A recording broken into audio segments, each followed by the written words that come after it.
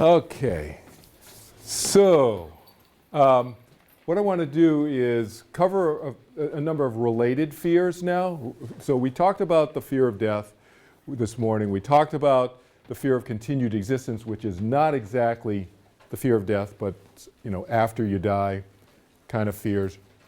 Talked about how to deal with that in terms of the ancient Greek sense of virtue, going inside, strengthening oneself on the inside. It's kind of what I call the inside-out approach to helping ourselves. Strengthening on the inside, and externally we become stronger. We become stronger internally and then externally, right? So we talked about that. I want to talk about this related fear, the fear of pain and suffering, or the fear of dying, just generally sometimes just people, the process of dying. The fear of the process of dying. People will refer to it that way, all right? So I want to talk about a few related issues here to the fear of death, and then we'll open it up to more Q&A, and then you can ask questions that may be left over from this morning. You can ask more related questions that we didn't get to, maybe over lunch. Some of us were talking, and or, of course, questions related to what we'll be discussing now, okay? So that's what we'll do for the next, 45 minutes or something like that. So, again, this clarity is important, first of all. So remember this, I talked about this idea of being afraid of going to all national parks. Remember this morning I mentioned this idea of how important it is to get clear about what our fears really are. Because if we're not clear, then we get run around being afraid of stuff that we shouldn't be afraid of, and we're wasting our energy there, just draining ourselves unnecessarily. Plus, we end up not finding good solutions to get rid of those fears because we don't even have a fear of that, what we think we have a fear of. So it's good to get clarity. And the example, remember, for those of you who weren't here this morning, I'll just say real quickly, it's kind of like going to a national park. Let's say I go to a national park, and the national park I go to has this big, huge cliff, and basically there's a hole in the ground that goes down with this canyon and so forth. That's a mile down. And then I walk away from that thinking I'm afraid of all national parks, and I'm never going to go to a national park again. But really what I'm afraid of is going to the Grand Canyon. I'm not afraid of all national parks. So I got to get clear on what my fear is. Otherwise, it's obviously a big waste. Same thing with the fear of death and the fear of the whole idea of pain and suffering. I'll give you an example that came up recently in a lecture that I gave. See, and the person was saying that she really didn't like the idea of dying. She didn't like the idea of dying, and then that was it. Nothing happening after that. And so she viewed that as a fear of death. I said, that's not the fear of death. That's the fear of not liking to give up life, maybe, but that's not the fear of death. All right? It's kind of like saying, I don't like my ex-husband, is different from I'm afraid of my ex-husband. It's like it's different. Not liking something is not the fear of something. So there's a little bit of clarity is important here. How to deal with this fear of the process of dying? Several steps involved, because a lot of people have it. And the fear of the process of dying, you can have it whether you have belief system 1, 2, 3, or 4. You can still have the fear of pain and suffering before you die. Doesn't matter what your belief system might be. You can believe in reincarnation, doesn't matter. You still have the fear of pain and suffering before you die. And the way to deal with this, first of all, number one, is we need to acknowledge that the mind and the body are different. That the mind and the body are not the same, even if you believe that, like my dad did, even if you believe that when you die and the brain dies, the mind shuts off, in other words, that they're connected, the mind and the body are different while you're alive. That's the point. While you're alive, the mind and the body are experienced as different. They are different from each other. That's number one. Number two, I talk about this idea sometimes of being conscious of X, Y, Z. And I'll tell you what I mean by that. But that's the model. So just picture those words in your mind. Conscious of X, Y, Z. Just that model. So those words, what do they refer to? First of all, the idea is that those words pretty much encompass a way to describe all of our experience. We're conscious of X, Y, Z. Why do I say X, Y, Z? X, Y, Z because X, we're conscious of what I'm saying. Y, we're conscious of what we just ate for lunch. Z, we're conscious of an itch we have in our foot. We're conscious of different things. And what we're conscious of changes from moment to moment throughout our life. And that's why I call it the X, Y, Z's of life, right? But what we're conscious of are very specific. They're identifiable. I call them the objects of experience, right? You with me? So these objects of experience that we experience throughout life can just easily be put into this framework, this model I'm calling it, conscious of X, Y, Z. Now, a friend of mine, a good friend of mine, Charlie Donahue, came up with this model. He's a philosophy professor now, but back in the 1970s when we were teaching meditation a lot, he came up with this model to describe to people how all humans experience, but how most humans pretty much reside on the XYZ side as opposed to the conscious side of the equation. And what I mean by that is, think about it. So you go to a reception or you go to some party, you go to a potluck dinner tonight, and you don't know everybody there. And maybe you don't know anybody there. And somebody comes up and says, hey, so nice to meet you. So tell me about, tell me about yourself. And what do people usually do at most of these parties? What they do is they tell where I went to school, where I'm going to school, if you're a student, or where I work, or what you do for a job, where you live. Maybe you get into like, oh, what kind of car do you drive? I mean, if you really want to get down, and sometimes some people have been drinking a little bit, they're talking about like how much money they make, and so forth and so on, they get a little loose. So, people those are the XYZs of life, right? They're real, they're identifiable, it's easy to talk about because they're specific. It's not so easy to talk about the conscious side. Tell me a little bit more about yourself, like the abstract who you are, all the abstractions about who you really are inside. That's not where people go. They go to the XYZs. But the problem, and I'm not saying that's a bad thing, and I'm not saying that's not real, it is real. But what I'm saying is that it's not everything, and that's the point. And it's not who we really are inside. That's the issue, right? We tend to identify ourselves with the XYZs, the material things. It's an easy way out because when we're talking, we're articulating in specifics. It's easy to talk in those specifics. So I'm not saying it's a bad thing. It totally makes sense, but it's just not everything. That's the point.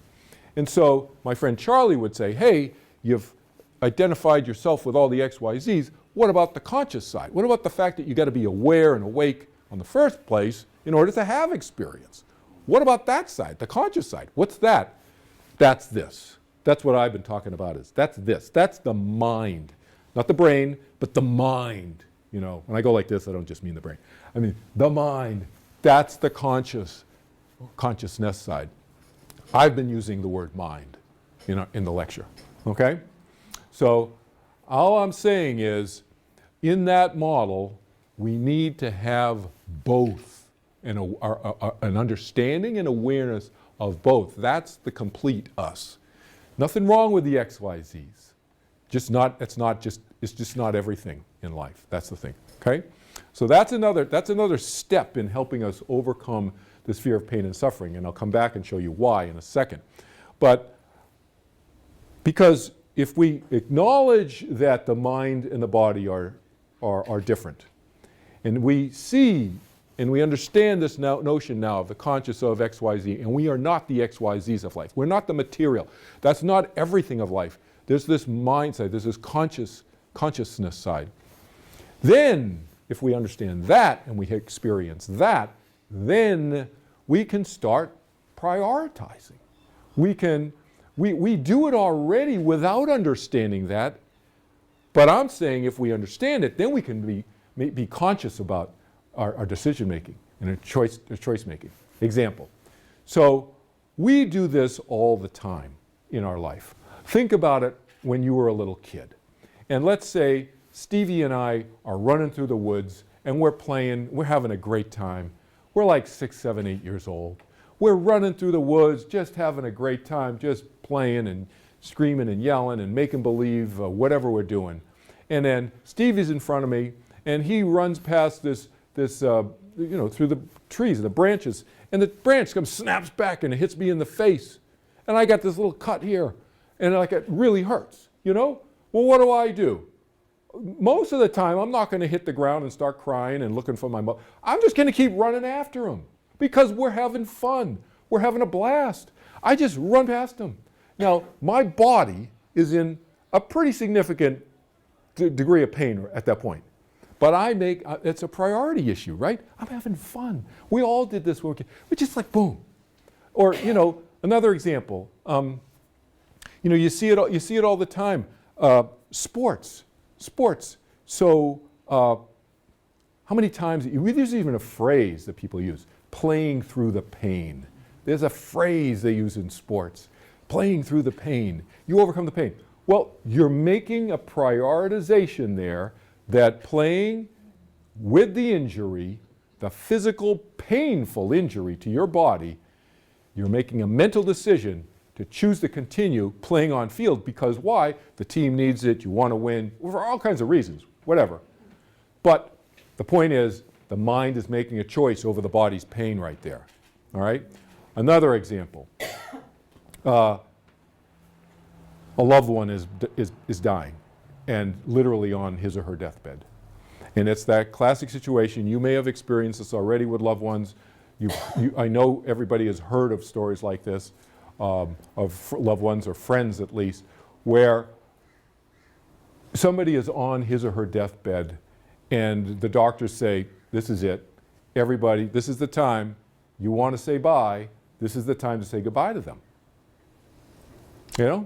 And we've heard these stories where people flying in, time zones, different, trying to catch the flight, connecting flight, miss the connecting flight. They finally get there, the last child, the person on the deathbed holds out. They hold out. They're probably in tremendous pain even. Could be physically in tremendous pain and strain to hold out. They mentally hold out. And you see it. A child walks in, says goodbye. They leave. They leave their body. They die, right?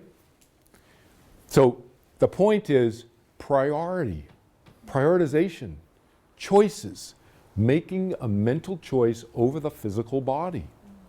And so why am I saying this? I'm saying this in the context of what? We're talking about fear of the process of dying, fear of pain and suffering. Of what? The body. We're fear of the pain and suffering. Our fear, emotional fear, our mental fear comes from our fear of what the body might have to go through. And I'm not saying that we can get rid of pain, of whatever might happen. No. What I am saying is that we can mitigate it. We can overcome it in a sense. We may not be able to eliminate it, but we can make choices to mitigate it. Mitigate meaning lessen it to some degree through mental. Our minds are much more powerful than we realize. That's the bottom line here. And the mind and the body are distinct. Then this doesn't matter what belief system you have, what I'm saying can apply. And it is the stronger the mind we have before we get to the point of having to deal with the dying process, the pain, the potential pain and so forth associated with it, the better. So again, what's the underlying lesson there? Turn within, ancient Greek sense of virtue, turn within, strengthen oneself from the inside out as soon as possible, as consistently as possible, live one's life now, same message we've been saying all morning, live in the present, live in the continual present, enjoy your friendships with others now, and then all of that strengthens us from the inside out. So when and if we get to that point, and we will get to a point closer to dying at some point, but when and if we get to a point, if the point is physically painful, we will be maximally prepared for it. That's the idea, okay? But there's no need to be afraid of it in the meantime while we're physically okay. There's no need to be, it's kind of like you have a BMW, pretty nice machine, high mileage, runs okay though. Still running fine, no major stuff going on with it. It's like, why be afraid that your BMW is always all of a sudden going to blow something really expensive and just be a real financial pain on you? No, same thing with your body. Your body's a machine.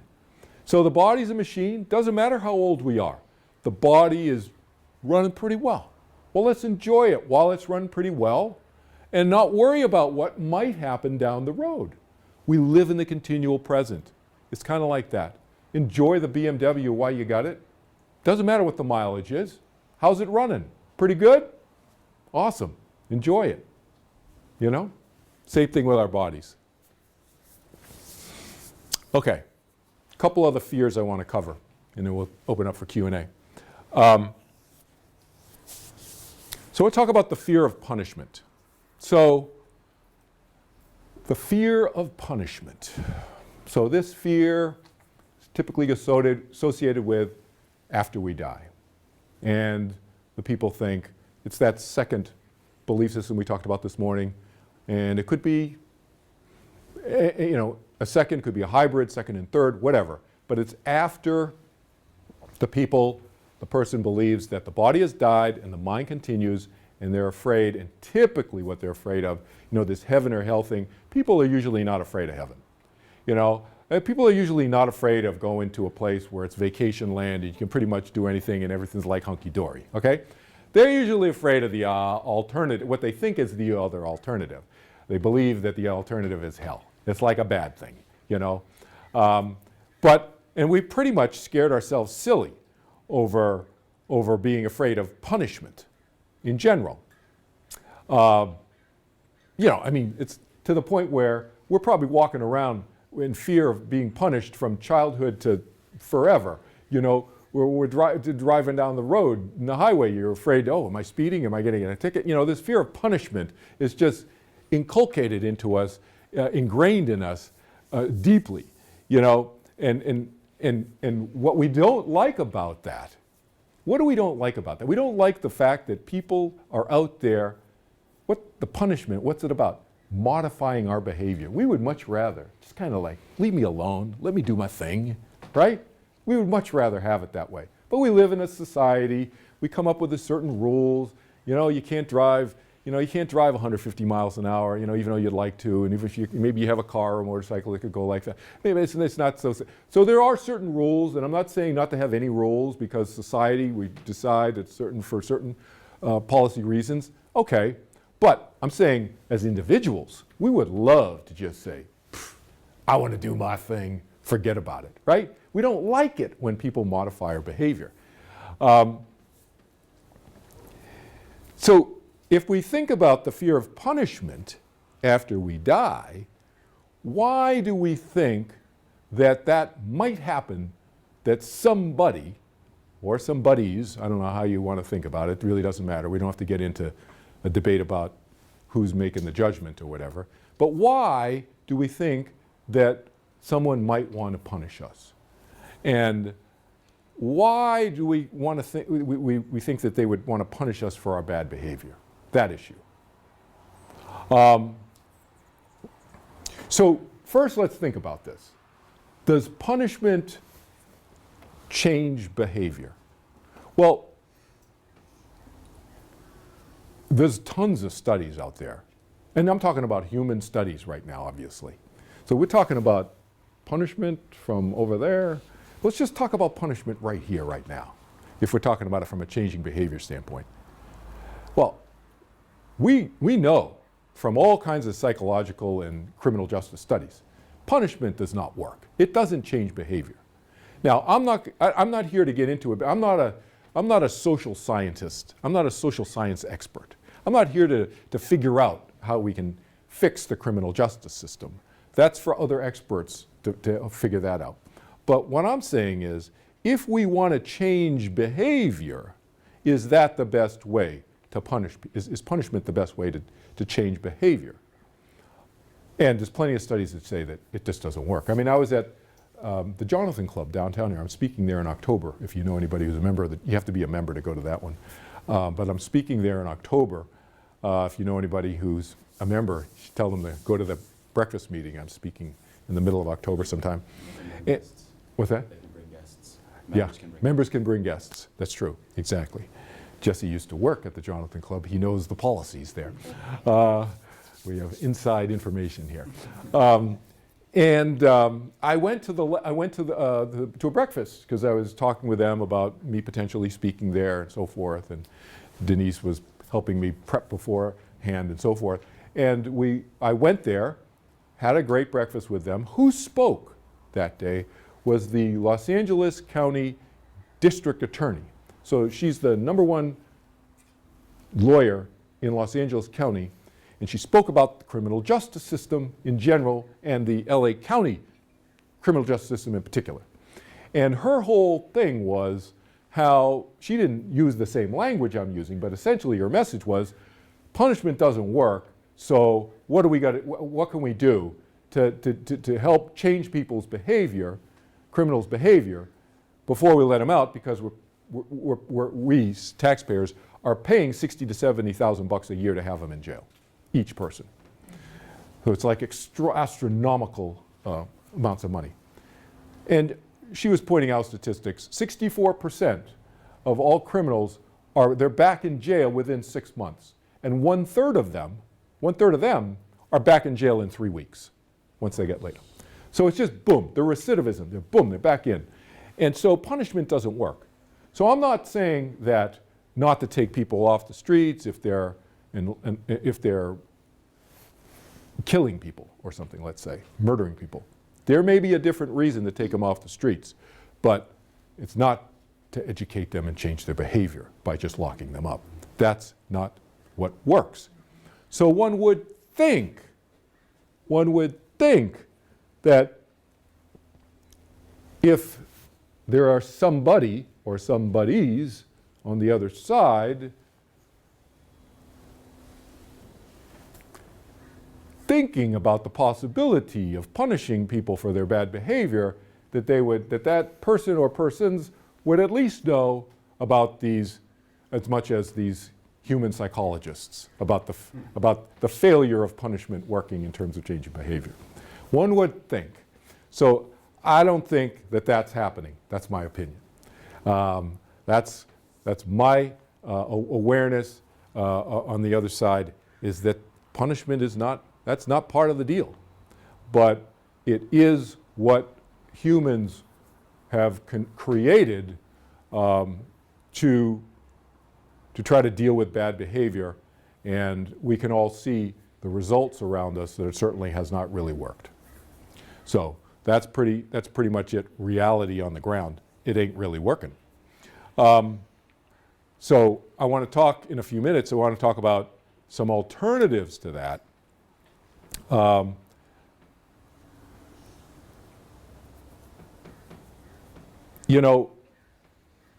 Because what does punishment do to a person? Let's think about this. Talk about a couple of different new ideas here. What does punishment do to a person? Punishment contracts the person, doesn't it? You think about many of us have been parents. We may have punished our children in various ways. Can't watch video games as much as you want, or play video games, right? Play the video games as much as you want because you got to do homework, whatever. How does that make the kid feel? That makes the kid contract, right? That's the effect. Maybe that, how does that feel to the child? If you ask the child, I bet you if you'd asked the child when that was going on, it probably felt like an eternity to the child, And who knows, maybe that's where this idea of eternal damnation and eternal punishment came from. I don't know. I'm just throwing an idea out there, because it's all relative. It's like what's your experience, It may feel like an eternity, But is it eternity? Does it make sense to even punish that way? I don't know. Big question mark, I would say, from my mind. And if anybody would want to contract you, why would they want to do that? To control you. Why do people want to control in general? Generally speaking, I would argue that people tend to control other people when they don't feel good about themselves. Right. There's an insecurity, as you just said. They feel insecure within themselves, so they reach out and they feel they have to control other people.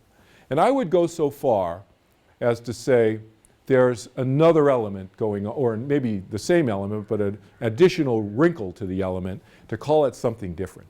There's an importance of being important.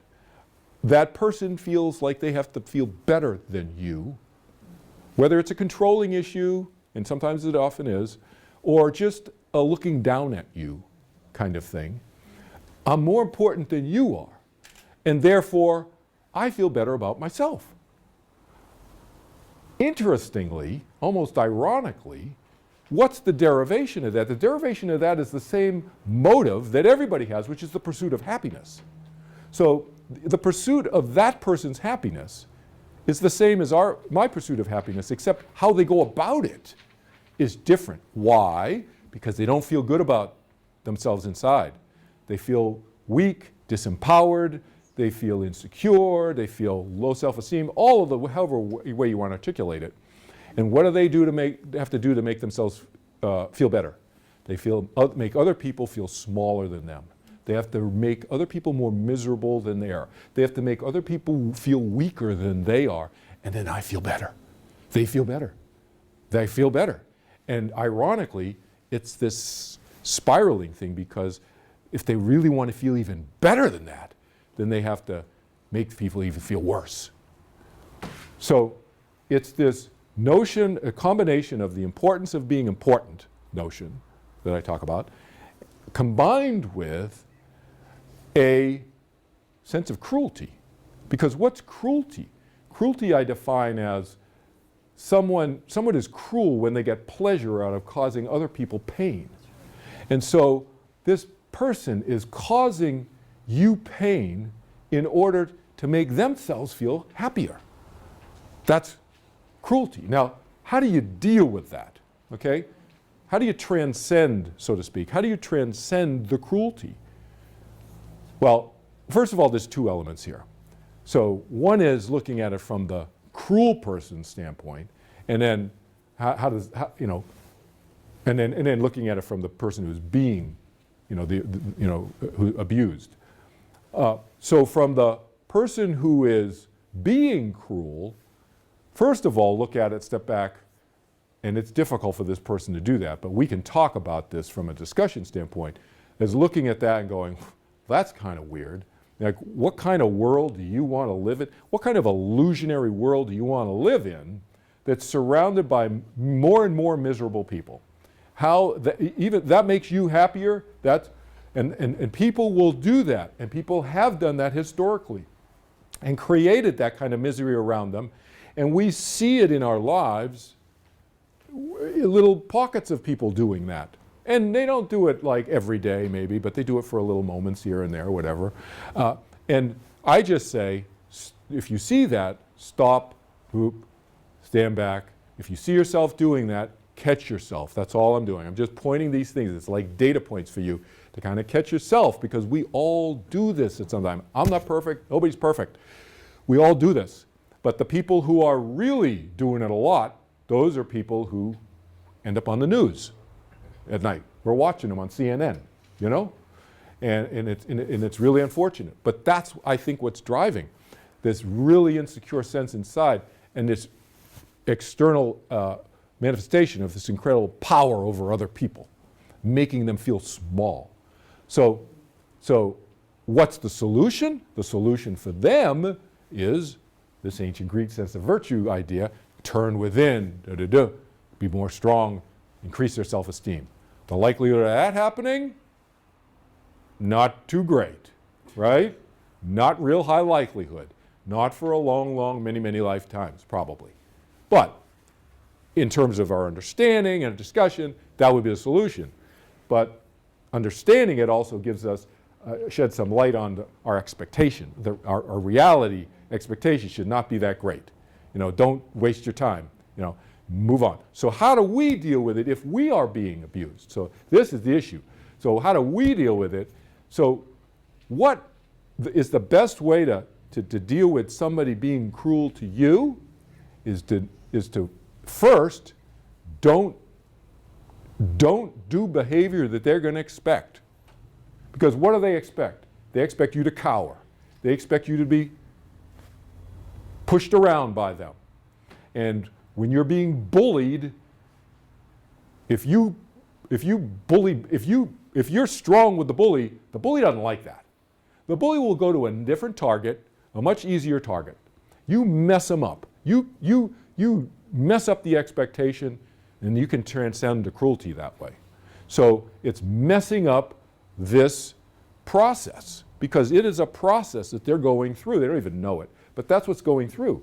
And you mess them up, you throw a monkey wrench in the works, they go someplace else. They leave you alone. It's like they start, you laugh. You create some humor in that office situation where somebody's being emotionally cruel to you, and they just like, oh, you know, they just can't deal with it. It's like, well, that does not compute. You know, it's like, that's not what most people do. So that's how you deal with it. But this whole, notion of control comes from the punishment, comes to this idea of punishment. This is not the kind of, if there is a God, I maintain, and I'm not saying there is, I'm not saying one way or the other where I believe is a God or not a God or what form or whatever. I'm not saying anything. I'm just saying if there is one, then God understands that punishment doesn't work to change behavior. That's for sure. You can sit anywhere. And why would God want to be a slave owner? Said a different way, but basically kind of drill it down to the nut. Why would God want to be a slave owner telling everybody what to do all the time instead of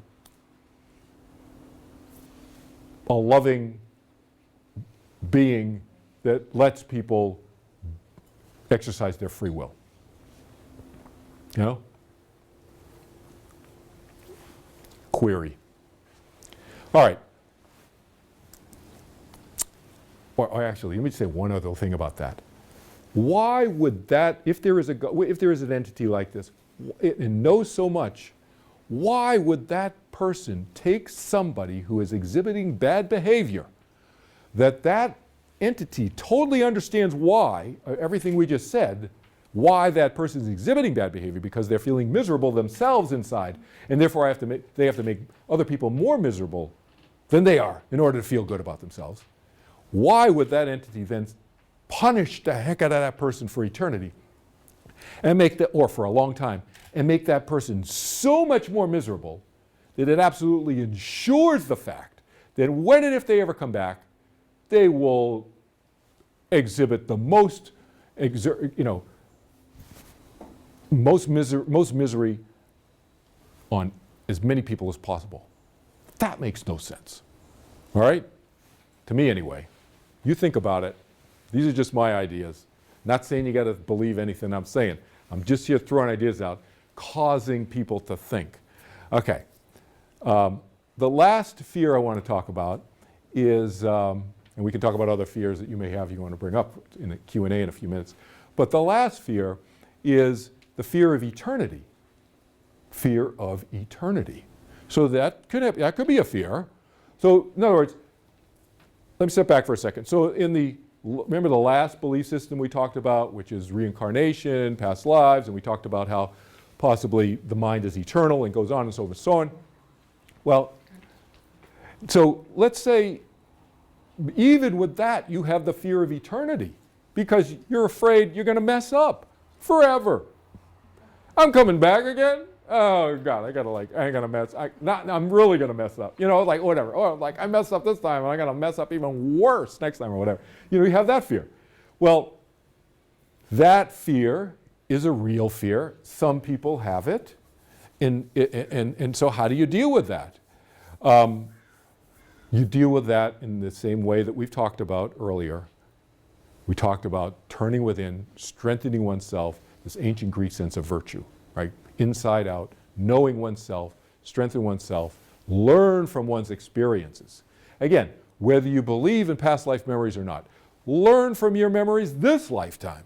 Learn from that. Learn more about who you are. Live your life accordingly, in the here and now, the continual present. Enjoy your life. Embrace your friends. Hug people.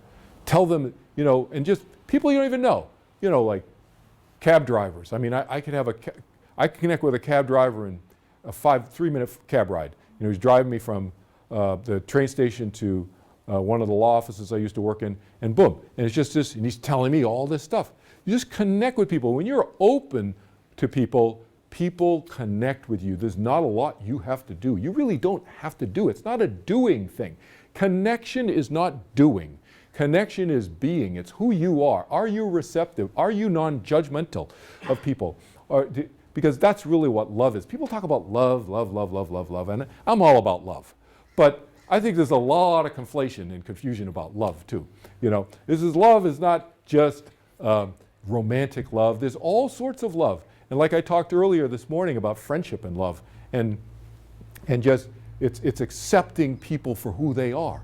So that cab driver knows in that 3-minute cab ride with me that I can accept him for whoever he is. He just feels that for me. There's no judgment. So he just tells me stuff. He tells me his life story in 5 minutes. He goes into stuff personal stuff that he doesn't tell people. And I'm sure many of you have had that experience already. And that is what, to me, that's what life is about. That's what we need to encourage people, more of our friends, more of our loved ones to just live life that way. Enjoy life that way. Enjoy the other people. And then sometimes you need to be alone. Sometimes you just need to be like in your cave and you're just like, oh, okay, I'll just need to be alone time. That's okay too. And acknowledge that that's fine. And then and love yourself in terms of who you are, including, it's easy to say love yourself. Everybody says, oh, self-love, self-love. You can read like all these books about self-love, go to the bookstore, you know, all these books. But the rubber meets the road when you see or you know stuff about yourself you're not crazy about. Either it's physical, mental, emotional, how you deal with things. It could be any of those or all the above. Something you don't like about yourself. Do you still embrace that? Can you still embrace that? That's the rubber meets. That's self-love, when you just accept yourself for who you are too, not just accepting other people. So it starts with us and it goes out from there, but it really means accepting us for, you know, our warts, you know, the stuff we don't like. It's okay. It's you know, nobody's perfect. That's the thing. Everybody's looking for perfection, perfection, perfection. Everybody is who they are. Nobody's perfect. And on the other side, I can tell you, it's the same way. It's like there's nobody's perfect. Everybody's working at it. All right? Now, some people may be a lot more along the line way than others. I'm not saying that, you know, I'm not denigrating some of the development that some minds may have, but nobody's perfect. That's the thing, okay? And back to this idea of fear of eternity. Just want to close on this. This fear of eternity, go on for a long time, life after life and life. Think about it this way. For those of you who understand baseball percentages, And those of you who don't, I'll just explain real quickly because I'm not going to get into technical baseball stuff. But those of you, I'll just say it real quick and then I'll explain. But you know, it's like baseball. It's like a 380 hitter, a 400 hitter, 380. That's like awesome. Are you serious? You know, how many 400 plus 400 lifetime hitters are there in the history of baseball? I don't know. Anybody know? I don't know. I should Google this. But it's like a small number. It's like 4 or something. It's like all the baseball players who ever played baseball. It's a very small number. Lifetime 400 plus hitters. Okay? 400. That means, if those of you who don't understand baseball, that's 40%. 40%. All right? You don't have to bat 1,000. That's the point. Okay? So keep things in perspective when we're critical about ourselves. When we're looking at the fear of eternity, it goes, oh, forever, like, oh my God, forever, like, I could keep coming back or not, or maybe I go on vacation. No, don't worry about it, because we go on vacation on the other side, you can hang there as long as you want. Nobody's kicking you out. You make the decision when you want to come back, come down the tunnel and come back in. I come back a lot, but I like it here. And there's certain things that I like that can't get over there. It's kind of like, you know, you go to a different country, it's like, oh, really, I really like this. You can never get bagels like this over there, you know. You move to a different city. It's like, what? It's kind of like that. Like, yeah, I like it over there, it's great, but I can't get this over there. Anyway, so I keep coming back. But, you know, you could stay there for a long time. It's okay, it's fine. But remember, the baseball analogy, nobody's hitting 1,000. We go through all these lifetimes. You're hitting 300, 380, that's awesome. That's really awesome. You know? It's kind of like that, just analogously. All right? So be easy on ourselves. Don't be too hard on ourselves. This is, 28. What's that? It's 28. 28. It's a very small number, thank you. 28 400 plus hitters out of the thousands of tens of, I don't know how many thousands of baseball players, like a lot, but whatever. It's a small number. So the thing is, enjoy life. That's the thing. I keep coming back to that. Living life in the moment, enjoying our lives. That's what overcoming the fear of death and all these related fears I've been talking about. That's where it's at. That's what this is about. All right? Lighten things up a little bit. I mean, my Overcoming the Fear of Death Foundation, somebody mentioned to me last night, we were talking, and talking to her friends, and she's saying, oh, it sounds so heavy. That sounds so serious, you know? And quite, okay, we do talk about death, as you've experienced, but we need to talk about it in a normal, natural way like this. This is the beginning conversation. You guys keep talking about it amongst yourselves and so forth and so on. But the end goal is to lighten things up a little so people can enjoy life. That's what we're here on the planet for. I mean, let's get with the program, you know? Anyway, thank you. So. Questions? Questions about this stuff that we talked about, or left over from this morning? Anything? Yeah. I just have a comment. Yeah. With my children, I understood that punishment wasn't helpful, so I never punished them in any conscious way. I may have subconsciously withheld love or something. Yeah, nobody's perfect, yeah. Judged right. them or whatever. But I remember telling my kids when they were really young, if somebody's mean and unkind and cruel to you, look into their eyes and see the injured animal, and you will then not need to interact with the cruelty. And I remember the first time my son came home and said, Mom, I saw the injured animal. And he was elated. He was so happy that he understood the bully wasn't really in a relationship with him. Right. That he was working out something else that came from his own pain. Right. And I thought, that's what freedom really is for a child, is to know that they don't have to do the dance of death like I did when I was younger, trying to get approval from people who were withholding approval. Yeah.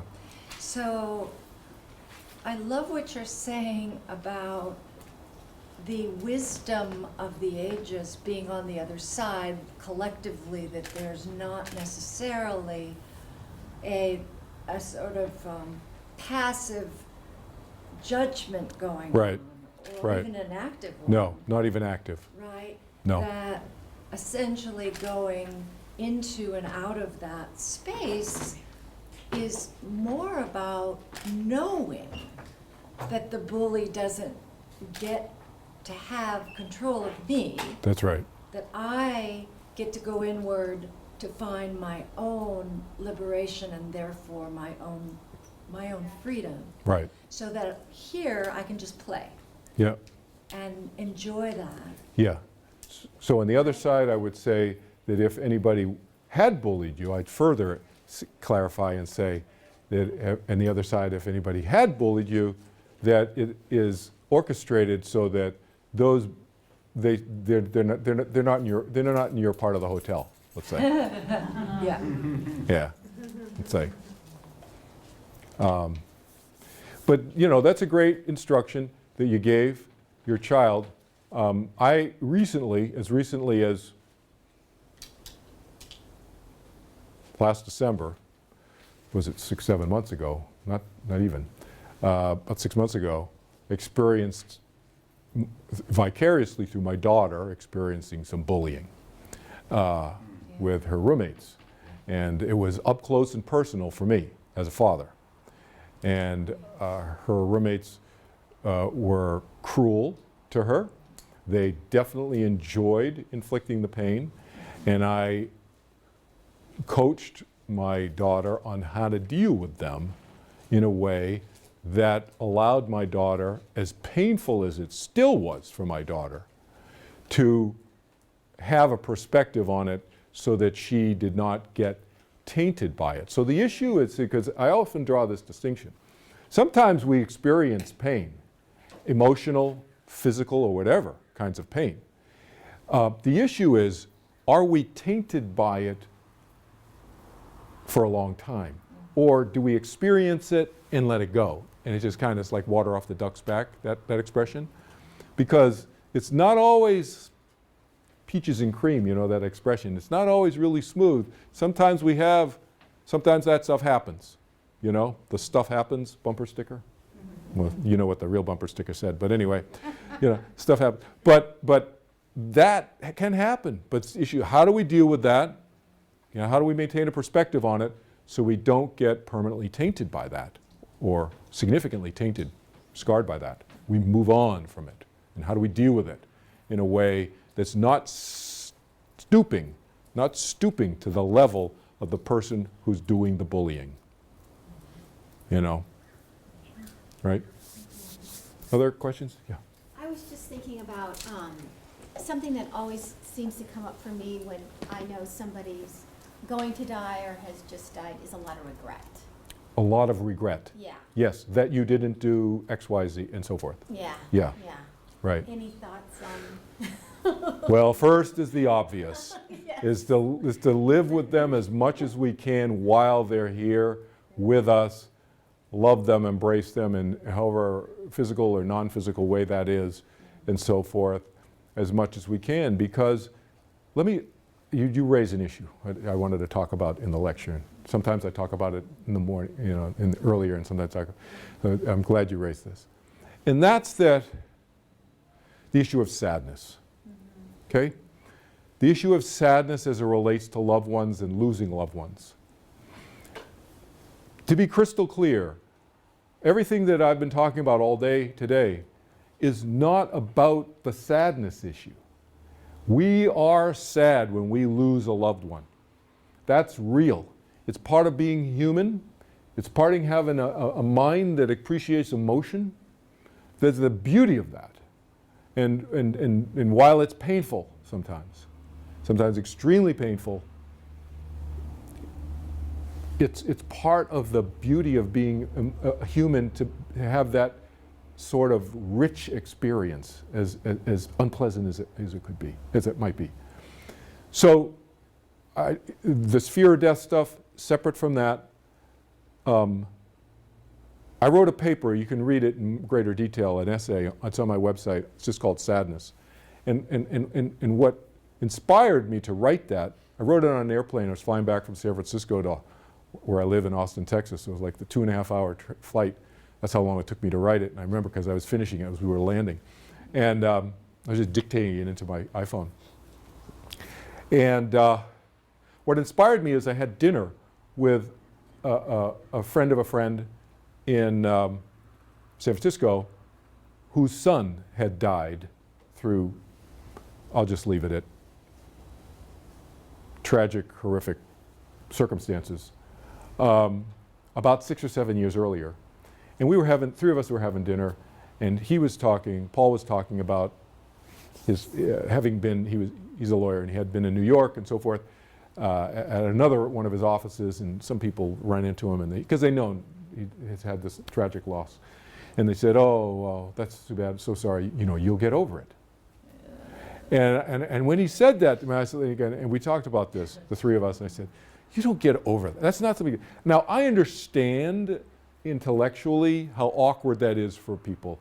And when they say that, what they mean is, I feel for you, I really feel sorry for your loss, et cetera, that's what we really mean, in some extension of that. They don't mean like, oh, get over it or whatever, because you never really get over that, because this is a significant loss of a loved one or a friend or whatever, someone we're close to. It's almost disrespectful to say that. I'm sure the person didn't mean that in a disrespectful way, but I say, think about what we're saying when we're talking to somebody who's in that sensitive position, and think thoughtfully and maybe say something different. You know, I really feel for you. I know this is so difficult. This is something the person you were so close with, and this is something that may last with you for a long time. So you acknowledge that there is a longevity to the sadness potentially based on the depth of the relationship, and that's real and that's appropriate. And another extension to this is other lifetimes. So even if you believe in other lifetimes, and I think, and I've experienced that we kind of attract other folks who are close to us, and we connect with them again, lifetime after lifetime. Not in the same relationships. Maybe they're a friend now and they were a mother before, and a sister and a brother before, or who knows what, or a friend and now a family member, et cetera. Just different things happen like that. Ages, sometimes, you know, a 10 age difference, a 5 age difference. Sometimes they're a child of yours. Sometimes a 40 age difference, a 20 age difference. You know, various things, all different configurations. But there's these connections and reconnections that happen over time. But my point is, notwithstanding that, even though that may be the case, and that's been my experience, even though that's been my experience, I still miss people when they go. Right? Because why? Because who knows when I'm going to see them again, if I'll recognize them. And they're male now, maybe they'll be female next time, or they're female now, maybe they'll be male, or flip-flop the other way, you know? It's like, who knows? Who knows what the personality type will be like? Like I said, I think personality types pretty much stay the same over time, but incrementally can make differences here and there. Sometimes it might be a significant difference for me, not so significant for them, but for me in terms of relationship with them, might be a significant difference in the personality type that they kind of chose. Well, you know, all of these differences. So for that reason, again, doesn't matter if you believe in reincarnation. Embrace, enjoy the relations we have now. You know? Again, I underscore. This is about connecting. You know, what I'm doing is connecting people who have different views on life and death, and helping them share those ideas with each other, and also connecting people who may have recognized each other from other times, so forth. And my work now is a vehicle through which people can connect and reconnect in a sense too. Yes? Yeah, it's, when I was very young, I heard this sentence. who fears death fears life.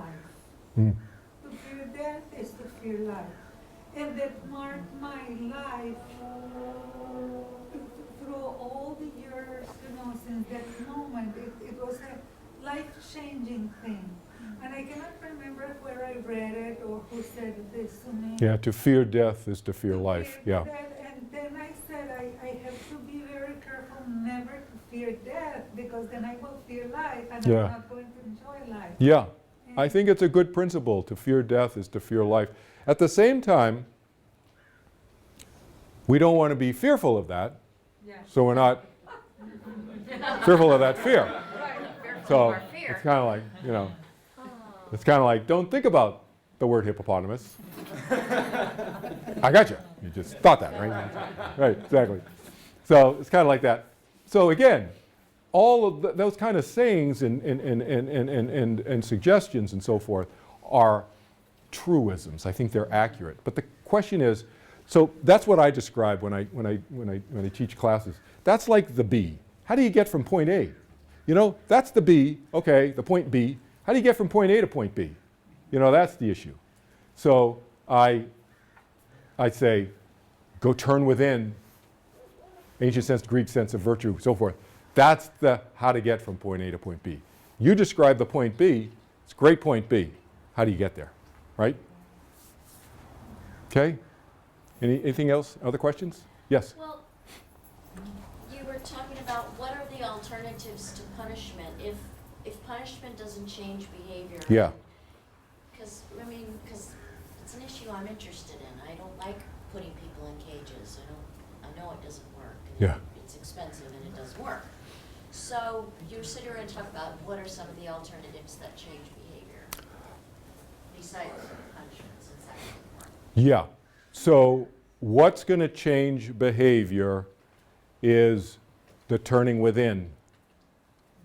That I keep hammering that over and over again. The going within, teaching people to go within. They're actually teaching meditation in prisons now in some places. So, to teach people to turn within and deal with their stress that way, as opposed to externalizing it all the time. And understand, the other piece of it is, that's how you can major league change the behavior, to use baseball language. Education over punishment. Yes, it's education over punishment. And you can incentivize it, like the LA County District Attorney.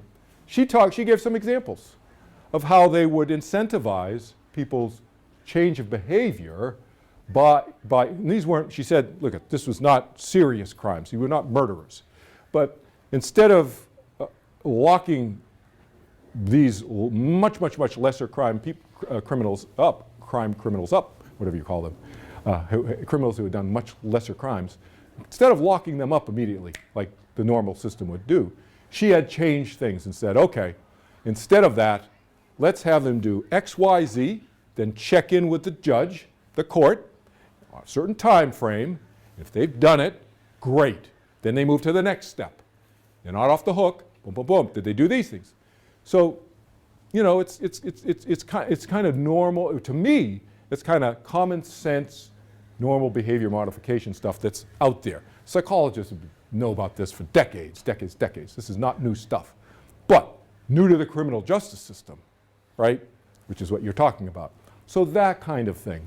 And then she's been doing that, and she just gave some stats on it, and it shows like huge success, huge turnaround in terms of the behavior. And now we're not paying 60 to 70 grand per person for these people. These people are back in their lives, they're back with their families and so forth and so on. They don't have this big, huge thing on their record. It's not as bad, it's over and so on. So that kind of thing. But the other element to this, aside from the change of behavior issue, is, and what I've been kind of weaving into our discussion throughout the day, is understanding motivations, understanding how people are thinking, and what is motivating them. Because what does that do? That helps us navigate the world better. Because, like I said, we're not out here to change people to be like us. We're like us. Only we are like us. People are making their individual choices to be like they are.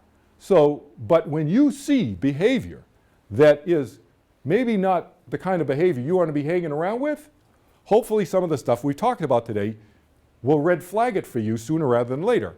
And you'll either decide to move on, get out of that situation, or you'll be better equipped to deal with it.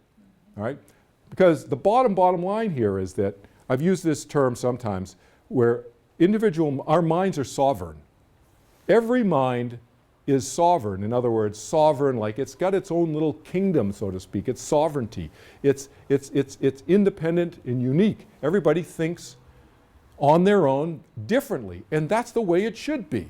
And we can influence each other. We can have, I'm not saying not to have conversations and no, we can have conversations, but do not have an expectation that you should change, that you want to change that, or you should change, or you can change that person completely, because they will feel that, and they'll feel resentment. That is the best way to ruin a friendship, quite frankly. So it's about acceptance. It's easy to say that. What does that mean? It means literally accepting people for who they are and not trying to change them. Tough to do when it comes, sometimes it's tough to do depending on who you're talking with. But I'm just saying that's what we got to practice, and the world's going to be a lot better place, you know. And if people want to really, really, really, really be bad actors out there, we stick them someplace else, and you know that they can't get and hurt people. I'm just saying, I'm okay with that, you know. I'm not a kumbaya, everybody, let's sing around the campfire. Some people are, you know, you see them, whatever, and it's going to take them another 1,000 lifetimes to change, if they even ever choose to. That's their choice, okay? We may make societal decisions, is all I'm saying. Again, I'm not the expert on this. I leave that for other people to figure out. But I'm just stirring up the conversation. That's what I'm doing.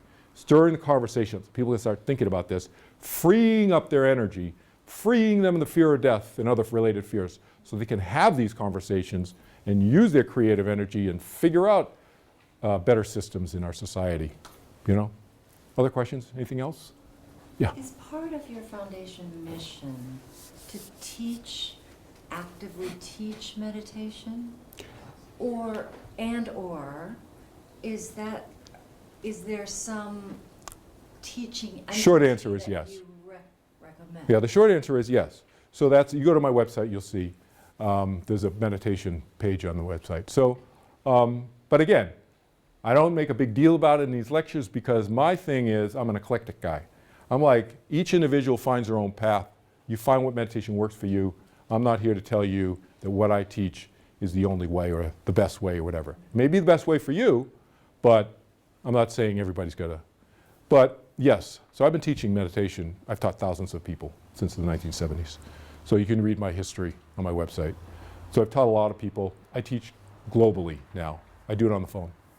Sometimes I do it face-to-face, but I teach people on the phone around the world. Skype, yep. So, yes. On the sheet. Did you Yeah. get one of these?